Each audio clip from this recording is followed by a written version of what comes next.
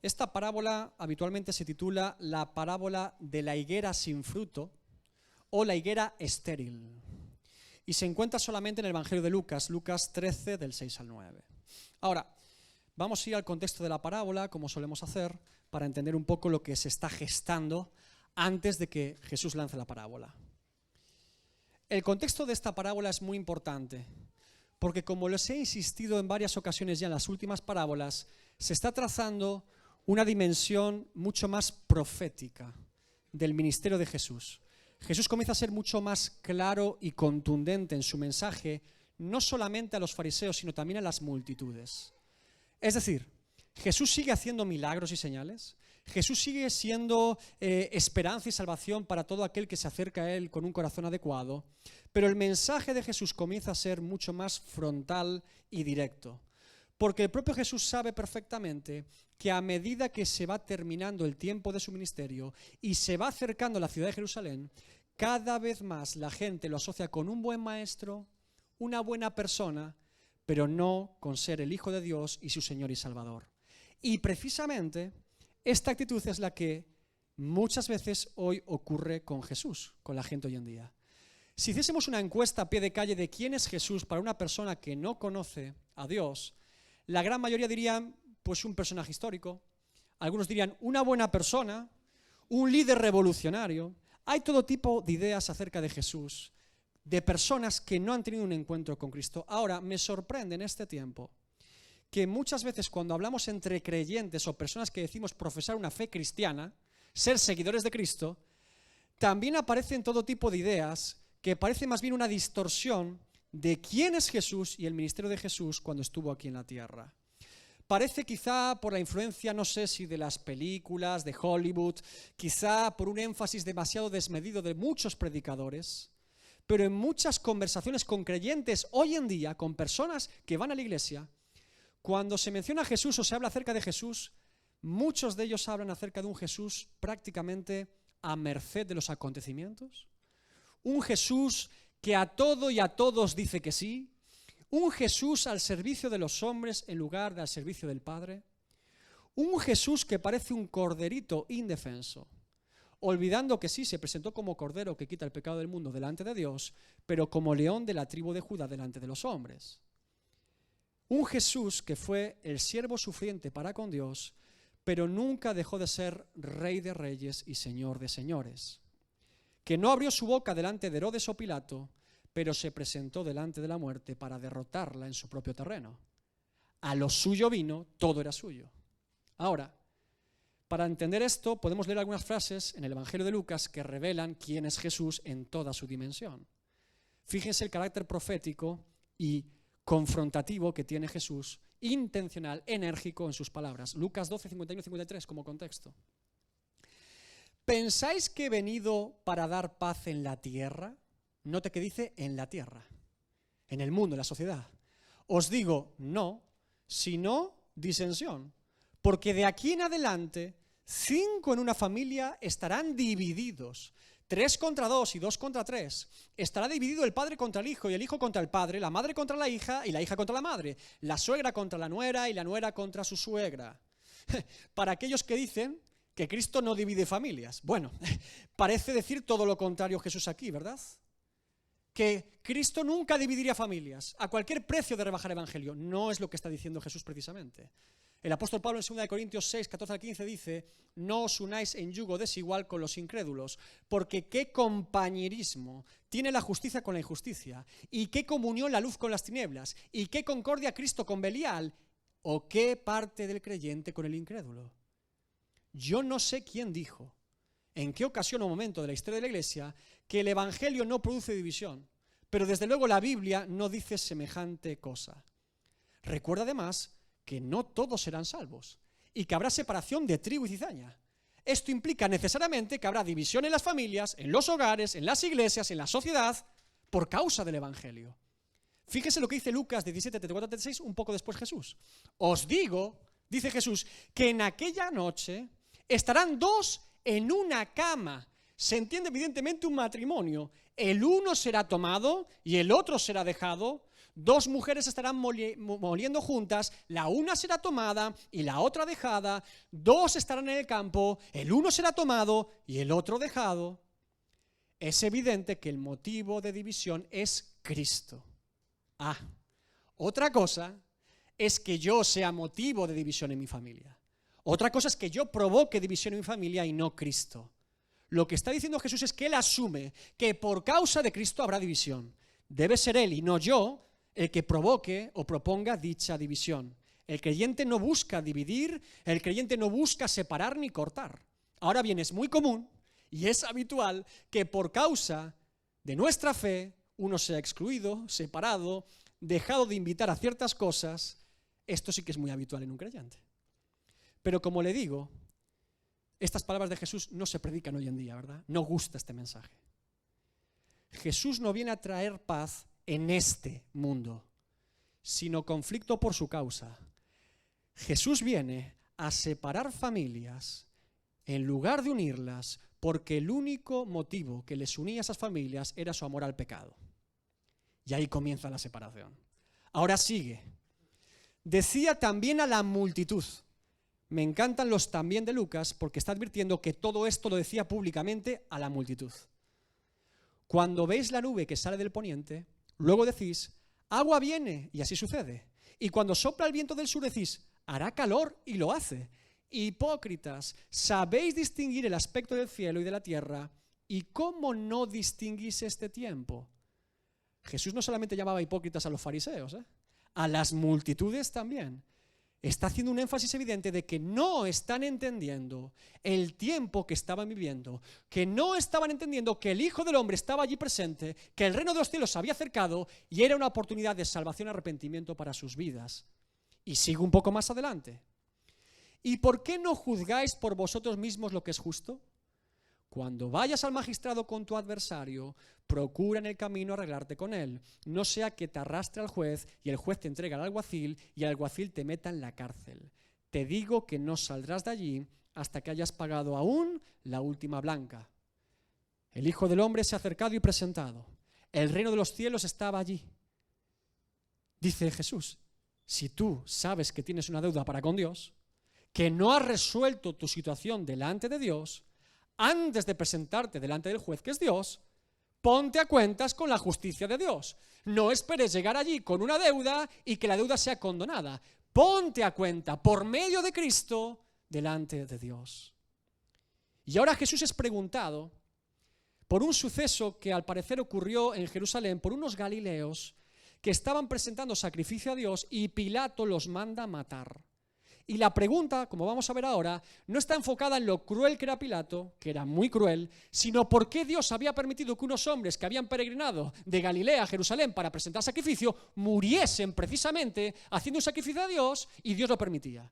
Dice el texto bíblico, Lucas 13, 1 al 5. En este tiempo estaban allí algunos que le contaban a Jesús acerca de los galileos, cuya sangre Pilato había mezclado con los sacrificios de ellos. Se refiere a lo que le acabo de comentar. Respondiendo Jesús les dijo, ¿pensáis que estos galileos, porque padecieron tales cosas, eran más pecadores que todos los galileos? Os digo, no. Antes, si no os arrepentís, todos pereceréis igualmente. Fuertísimo Jesús, ¿eh? O aquellos 18 sobre los cuales cayó la torre de Siloé y los mató, ¿pensáis que eran más culpables que todos los hombres que habitan en Jerusalén? Os digo, no. Antes, si no os arrepentís, todos pereceréis igualmente. Es un mensaje muy al estilo profético, ¿verdad? Muy de Jeremías, muy de Jeremías. De hecho, cuando Jesús pregunta a sus discípulos, ¿quién dicen que soy yo?, muchos decían que era Jeremías, un profeta que hablaba de juicio contra el pueblo. Insisto, esta parte del ministerio de Jesús apenas se predica hoy en día. En 2 ocasiones dice, antes si no os arrepentís, todos pereceréis igualmente. Este es el Jesús de la Biblia. El mensaje de la inminencia del juicio de Dios. Claro que tenemos pasajes en la Biblia, en los Evangelios, donde Jesús perdona a pecadores, personas en un estado terrible, sana enfermos. Por supuesto que el favor de Dios presente al pecador estaba en el ministerio de Jesús. Pero si se dan cuenta, siempre ese trato de Jesús para con los pecadores se basaba en un verdadero arrepentimiento de estos pecadores delante de Dios. Como le he dicho muchas veces, ante una verdadera confesión y arrepentimiento delante de Dios, Jesús siempre responde con amor, con misericordia, con paciencia y un brazo extendido hacia el pecador. Pero ante aquellos que se querían acercar a Jesús y a Dios sin arrepentimiento, con intenciones ocultas y extrañas, que no querían entrar por la puerta estrecha, que querían saltar los muros del reino de los cielos, sin entrar por la puerta que es Cristo, eran amonestados y reprendidos por Jesús. A medida que Jesús se va acercando a la ciudad de Jerusalén para morir allí, el mundo espiritual y la incredulidad de las multitudes comienza a elevarse cada vez más y el mensaje de Jesús comienza a ser cada vez más profético y a acentuar la verdad de los corazones de ellos. Ahora, en medio de este contexto, de estas palabras de Jesús, ahora lanza la parábola de la higuera estéril, donde podemos comprobar una vez más la importancia que tiene el Evangelio de presentar la justicia de Dios y la misericordia de Dios. Siempre el mensaje del Evangelio, el verdadero Evangelio, nos presentará la misericordia y la justicia de Dios. No se pueden separar, no se pueden dividir ni ignorar ninguna de ellas. Sería un error, evidentemente, hablar solamente del juicio de Dios ignorando su misericordia y hablando como un Dios que parece más bien maquiavelo o arbitrario a la hora de traer juicio. Sería un error. Del mismo modo, sería un error hablar solamente de la misericordia de Dios, del amor y la paciencia de Dios, ignorando que su justicia se va a cumplir. Por desgracia, en este tiempo, por puro énfasis en la predicación, me temo que hay una generación entera de la Iglesia que ha ignorado la segunda parte. Misericordia, justicia. Y vamos a ver cómo esta parábola presenta la misericordia de Dios, una grandísima misericordia, y también cómo Dios imparte su justicia. Es necesario recordar todas las palabras de Jesús y no aquellas que me gusten más e ignorar el resto. Todas las palabras que aparecen en algunas Biblias en rojo, esas que aparecen en rojo, que son de Jesús, léalas todas con mucha atención, porque todas son importantes y todas revelan al Dios verdadero. Vamos a la parábola. Recuerden el contexto: si no os arrepentís, todos pereceréis igualmente. Ahora Jesús dijo también esta parábola. Tenía un hombre una higuera plantada en su viña y vino a buscar fruto en ella y no la halló. Y dijo al viñador: he aquí hace 3 años que vengo a buscar fruto en esta higuera y no lo hallo. Córtala. ¿Para qué inutiliza también la tierra? Él entonces respondiendo le dijo: Señor, déjala todavía este año, hasta que yo cabe alrededor de ella y la abone. Y si diere fruto, bien, y si no, la cortarás después. Note que dijo también esta parábola. Como siempre, Lucas, maravilloso en su narrativa, porque también nos implica necesariamente que lo que ha dicho antes, si no os arrepentís, todos pereceréis, ahora viene acompañado con la parábola. Que debemos entender el contexto y ceñirnos a él para entender la parábola y lo que está diciendo Jesús. Antes, si no os arrepentís, tiempo presente, todos pereceréis, tiempo futuro, igualmente. Es lo que acaba de decir, y ahora ha lanzado la parábola. Vamos a interpretar la parábola a la luz de este contexto. Tenía un hombre una higuera plantada en su viña. Bueno, la primera pregunta que nos tenemos que hacer al leer esta frase es: ¿por qué se planta una higuera en un viñedo? La higuera da higos, el viñedo da uvas. ¿Qué hace una higuera en un viñedo? ¿Nunca les ha parecido particular esto? ¿Nunca se lo han preguntado? Bueno, déjeme decirle que repasar las parábolas de Jesús me está obligando a aprender de plantas. Yo no tengo ni idea de plantas, pero estos ejemplos de Jesús me obligan a buscar información. ¿Qué hace una higuera en un viñedo? ¿Por qué tendría sentido plantar una higuera en medio de un viñedo? Bueno, hay 2 motivos principales por los cuales se puede plantar una higuera en un viñedo o en otro tipo de campo. El primero es que la higuera es un árbol que da mucho fruto. Tiene 2 cosechas al año. Da fruto 2 veces al año, cosa que no es tan usual en otro tipo de árboles. Es muy fructífero. Ahora, por este motivo suele ser un árbol que se planta en medio de otras plantaciones, porque tan solo con una higuera tú la dispones allí, no ocupa mucho terreno y da mucho fruto. Así que suele ser habitual ver la higuera plantada con otro tipo de árboles que dan frutas. Ahora, el segundo motivo es que la higuera puede llegar a medir hasta 7 y 8 metros de altura. Para un viñedo en Palestina, con el calor en Palestina, la higuera es el lugar ideal para que el viñador o la gente que iba a la vendimia descansara a la sombra de esa higuera. Tengan en cuenta que en Palestina el calor es terrible y el trabajo era arduo. La higuera se ubicaba normalmente en el centro del viñedo y cuando había mucha fatiga por el calor se descansaba al abrigo de la sombra de la higuera. Por eso tiene mucho sentido que se plante una higuera en medio de un viñedo. Claro, para una persona del siglo XXI esto es difícil de entender, por eso tengo que buscarlo. Pero para las personas que escuchaban la parábola, como siempre, la historia tenía todo el sentido del mundo para ellos. Entendían perfectamente una higuera en un viñedo, claro, tiene todo el sentido del mundo, porque era habitual que esto ocurriese en las plantaciones allí en Palestina. Ahora, aclarado esto, la segunda pregunta que tenemos que hacernos es si nos damos cuenta de quién es la higuera y de quién es la viña. Dice que tiene un nombre, un señor, un dueño. ¿Se dan cuenta, hermanos, que siempre en el Evangelio nunca el protagonista es el hombre? Que siempre se nos recuerda que no tenemos ningún tipo de autoría o propiedad de las cosas, sino que pertenecemos a Dios y que por lo tanto todo lo que somos y hacemos y tenemos es de Dios y que por lo tanto rendimos cuentas delante de Dios como siervos, que somos mayordomos y administradores, porque la higuera no se plantó por sí sola, la viña no se plantó por sí sola, sino que tiene un dueño y un propietario que es el Señor. Ahora, y vino a buscar este señor, este dueño, fruto de ella y no lo halló. Esto es muy interesante. El dueño de la higuera y del viñedo espera recoger fruto de la higuera. No es suficiente con que la higuera dé sombra. No es suficiente con que la higuera esté allí en medio del campo haciendo acto de presencia. Se la plantó para dar fruto, porque es una higuera y debe dar higos. Fantástica la sombra que ofrece. Fantástico que asista a la iglesia, que sea educado cuando llega al culto, que no genere conflictos con las personas, que salude a los hermanos. Fantástico todo esto y mucho más. Pero se demanda fruto de ella. Fruto de arrepentimiento, Mateo 3:8, y fruto de toda buena obra, Colosenses 1:10. Fruto.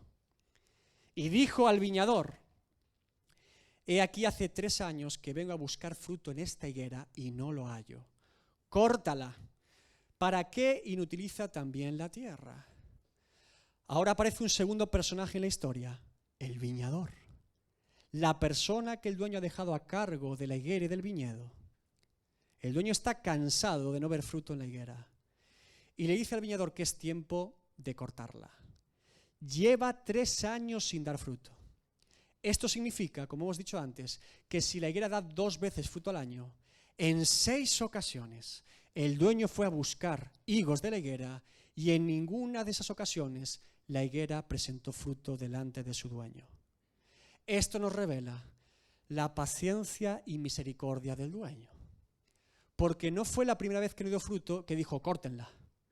Ha ido 6 ocasiones y 6 veces con mucha paciencia y con mucha misericordia, pero en ninguna de ellas la higuera ha presentado fruto. Cansado de no ver fruto, el dueño decide que es momento de cortarla. La higuera es estéril, parece ser estéril porque nunca da fruto. Ahora, si es estéril, está ocupando un espacio en la tierra que otro árbol podría utilizar para así dar fruto. La justicia. Misericordia, justicia. Está ocupando un lugar que no le corresponde porque no está dando fruto. Se presenta la misericordia del dueño y ahora la justicia del dueño, la rectitud del dueño. Él entonces, el viñador, este segundo personaje, respondiendo al dueño le dijo, Señor, déjala todavía este año hasta que yo cabe alrededor de ella y la abone. El viñador, por algún motivo, le tiene un cariño especial a la higuera. Quizá porque le daba sombra, quizá porque estuvo compartiendo tiempo con ella. Fíjense lo que plantea el viñador al dueño, muy importante. Dame tiempo hasta final del año. Yo voy a cavar alrededor de ella y la voy a abonar. Voy a intentar que dé fruto. Al parecer este es un tratamiento adecuado para cualquier árbol frutal, que el problema que tiene o diagnóstico que tiene es que está seco en sus raíces. El tratamiento a un árbol que está seco en sus raíces no es suficiente con podar unas ramitas y quitar unas hojas. Debe ser tratado en la raíz, en el corazón.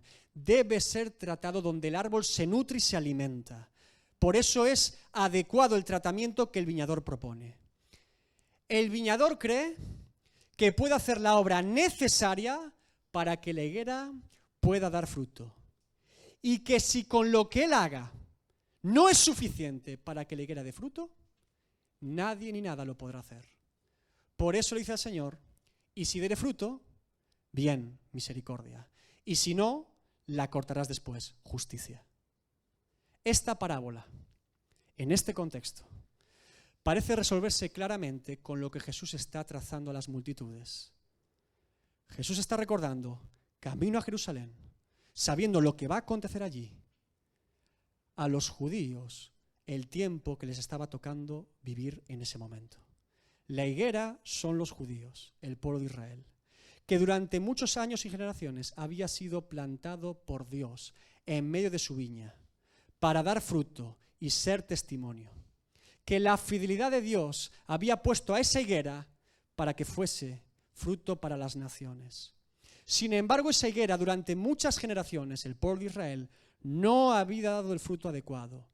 No había cumplido el propósito por el cual había sido plantado. A pesar de la voz de Dios en medio de ellos con los profetas, a pesar del favor y la mano de Dios en medio de ellos, no había dado fruto. Ahora el Verbo ha sido hecho carne. Ahora el Hijo del Hombre ha llegado. El propio Jesús dijo, no soy enviado sino a las ovejas perdidas de la casa de Israel, Mateo 15, 24. No que su salvación estuviese limitada a los judíos, sino que su ministerio era para los judíos, para dar a conocer el reino de los cielos a los propios judíos que no habían dado fruto. La conclusión es sencilla. Jesús se acerca a Jerusalén y va a completar su obra. El viñador viene a cavar y a abonar la tierra. Si con esa obra la higuera no da fruto, entonces jamás podrá dar fruto y debe ser cortada.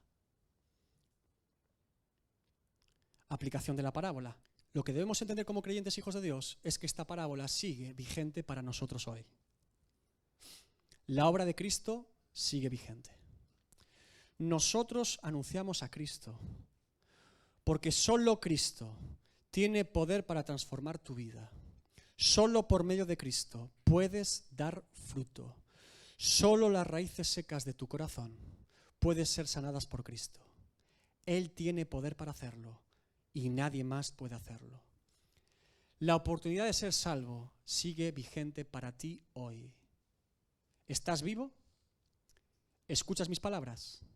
Hoy puedes ser salvo. Llegará un día que solo Dios conoce, en que la misericordia se termine, en que la puerta del arca que es Cristo se cierre y Dios ejecute su juicio y sea demasiado tarde. Por eso, hermanos, amigo que me escuchas, el Evangelio es un mensaje urgente y vigente. Estos hombres preguntaban a Jesús, ¿qué habrá pasado con estos galileos? ¿Por qué Dios habrá permitido semejante cosa? Y Jesús está revelando que todos ellos están exactamente en la misma situación que esos galileos.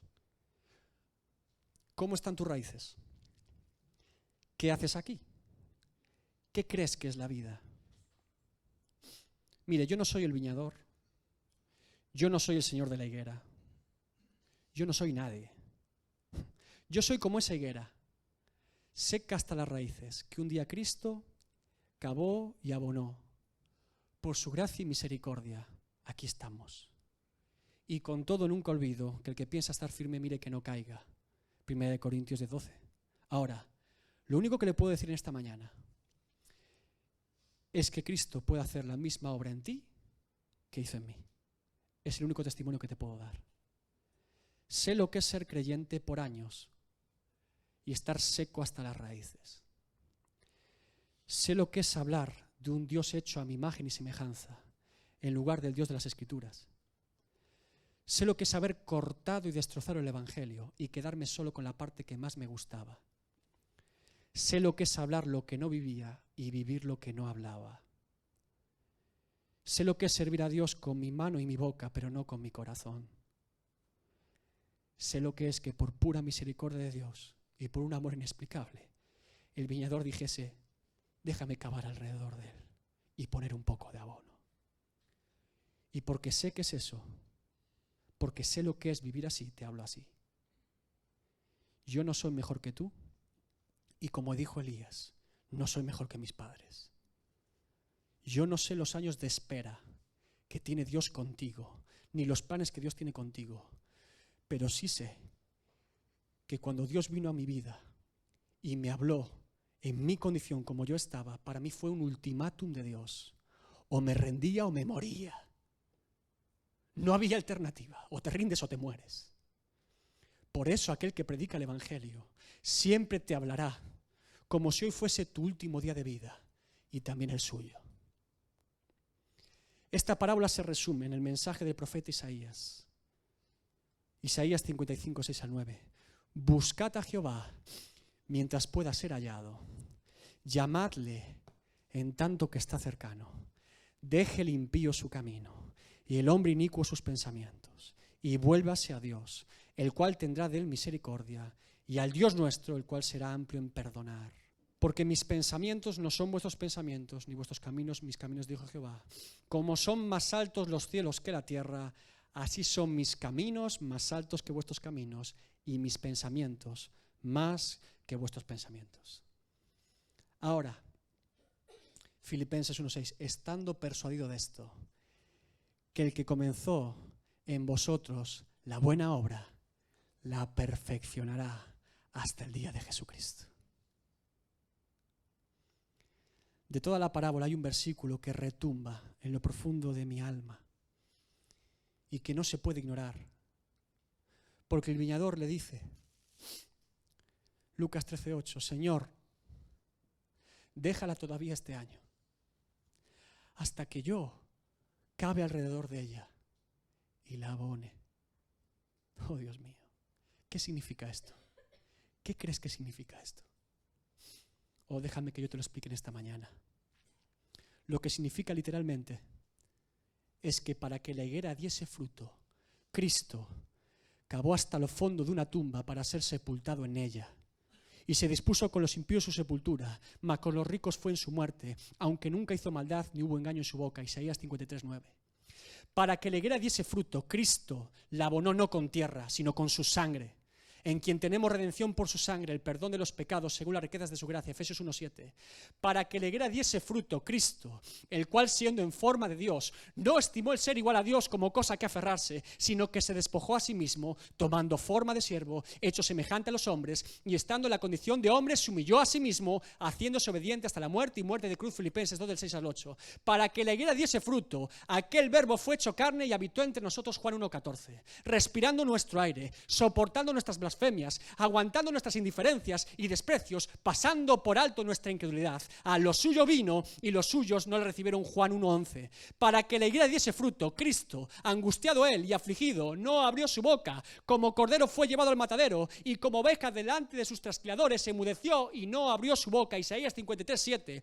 Para que la higuera diese fruto, Cristo murió y se presentó ante la muerte, para destruir por medio de su muerte al que tenía el imperio de la muerte, esto es al diablo, y librar a todos los que por el temor de la muerte estaban durante toda la vida sujetos a servidumbre. Hebreos 2:14 al 15. Para que la higuera diese fruto, Cristo resucitó, porque por cuanto la muerte entró por un hombre, también por un hombre la resurrección de los muertos. 1 Corintios 15:21. Y por eso pudo decir, de la mano del Seol los redimiré, los libraré de la muerte. Oh muerte, yo seré tu muerte y seré tu destrucción. Oseas 13:14. Para que la higuera diese fruto, Cristo ascendió a la diestra del Padre para interceder por nosotros. Cristo es el que murió, mas sobre el que también resucitó, el que además está a la diestra de Dios, el que también intercede por nosotros, Romanos 8:34. Para que la higuera diese fruto, Cristo no nos abandonó, sino que rogó al Padre para que nos diese otro Consolador, para que esté con vosotros para siempre, el Espíritu de verdad, el cual el mundo no puede recibir porque no le ve ni le conoce, pero vosotros le conocéis porque mora con vosotros y estará en vosotros. Juan 14, 16, 17. Para que la higuera diese fruto y lo diera en abundancia, Cristo nos prometió que recibiréis poder cuando haya venido sobre vosotros el Espíritu Santo y me seréis testigos en Jerusalén, en toda Judea, en Samaria y hasta lo último de la tierra. Hechos 1:8.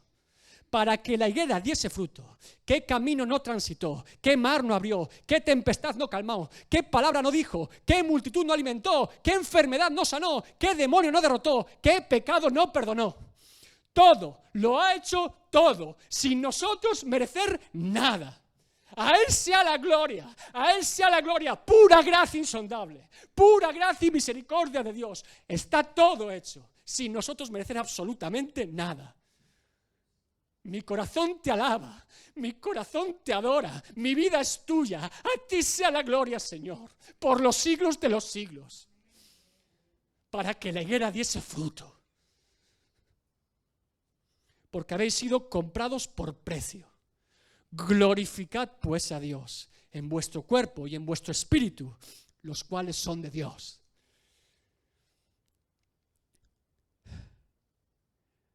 Isaías 12:6. Regocíjate y canta, oh moradora de Sión, porque grande es en medio de ti el Santo de Israel.